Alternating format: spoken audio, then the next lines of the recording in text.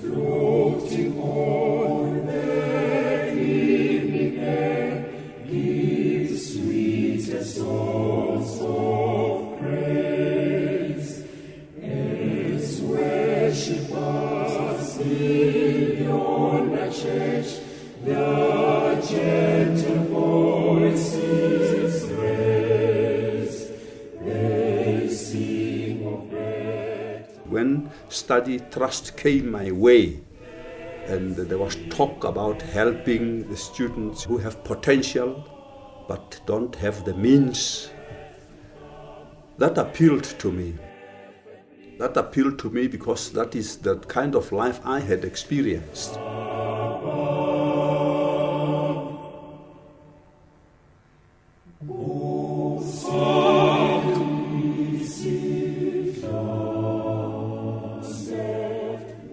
I was born in Bothaville, born to a second wife to my father. The first wife had died. Thereafter, he died at the age of 45. When he died, I was 2 years old. Later on in 1945, when the granny died, an uncle of mine, Mr Morapeli, was working, had just started working in Joburg. He pleaded with his elder brothers to allow him to take us to Joburg. And this was a wonderful twist in my life. I don't think I would have gone beyond standard 4 if I had remained in Bothaville. To him, we were an instant family. My uncle remained somebody very, very special to me because he allowed me to go to school. He had to introduce me to doing all sorts of odd work after school. I've never had a free weekend. I had to be working and working and working. Selling sweets in the train, right up to the time when I completed my teacher training. That kept me off the streets. It helped towards my fees, my books, and so on. Henley Primary School is a school that I attended. It must have been 1948-49. This place was just surrounded by shacks, and this school here was the first proper school structure. I was then in Standard 5, and after 3 months, I was accelerated, to Standard 6. At the end of the year, I did exceptionally well. I was a student at Orlando High School. A certain Mr Mike, he was advising me to go and do teacher training. From there, I could then do whatever. The sky could be the limit for me. In 1952, I went to Kilnerton to train as a teacher. When I was in Kilnerton, I didn't receive any pocket money. I could not even go home over weekends. I found it better to take part-time jobs, working Saturdays. I went to teach at Morris Isaacson High School. This was one of the major high schools in this part of Soweto. This is the statue of Tsietsi Mashinini, the young man who led the resistance movement. Students from all the high schools in this direction started here, and they marched right through to Orlando East.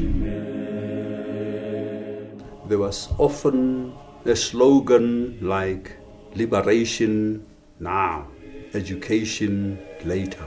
But please, what should come first? Your study.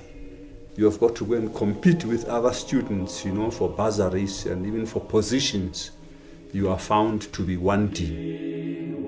One afternoon, I received a call that the regional director wanted to see me in his office to appoint me in the position of rector there. Even before he could finish that, I said to him, but I did not apply. He pushed those application forms across to where I was seated and said, man, Mike, don't be foolish. This is another promotion for you. This is what used to be Soweto College of Education. I worked here as rector from 1981 to 1991 when I was offered a post at head office as chief director.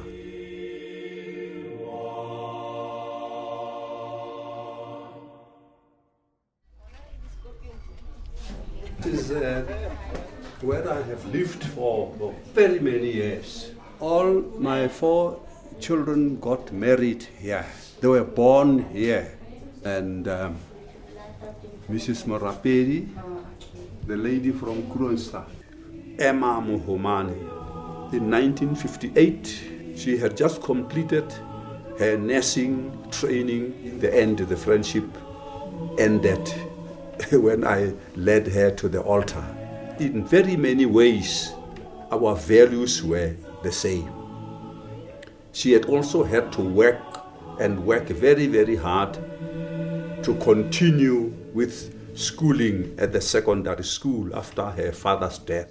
Mike was an educationist to the bone, a teacher, an educator, and a person with such an interest in young people, the passion for young people, and that's where we really connected. I had no hesitation when Jan approached me. He was a minister in Soweto, looking after the youth in the church. I found the motto of Studietrust that we should share one another's burdens. Exactly that, and it appealed to me. From 1981, I joined the board of trustees. I came now face to face with the kind of situation that I had been experiencing almost all my life. And when I was a teacher, I always had an eye for the kind of student, that pupil that I had been, the contribution that I could make to encourage those who were actually facing hopelessness. Hundreds and thousands of letters. Needy students, I read their letters. What I could contribute grew bigger and bigger and bigger up to now. My 4 boys, they are now married. They've got wives. They are also donors. All 4 sons followed their father's example and became donor friends of Studietrust too. I always counted that as so special. What has kept me fascinated has been the kind of students that Studietrust produced, the quality of young men and women who will not be stopped by anything. The big firms, the Anglos of this world, found that the students who had been selected were people who made use of the opportunity. Some of them are members of the executive, some of them are trustees, almost all of them without exception are donors.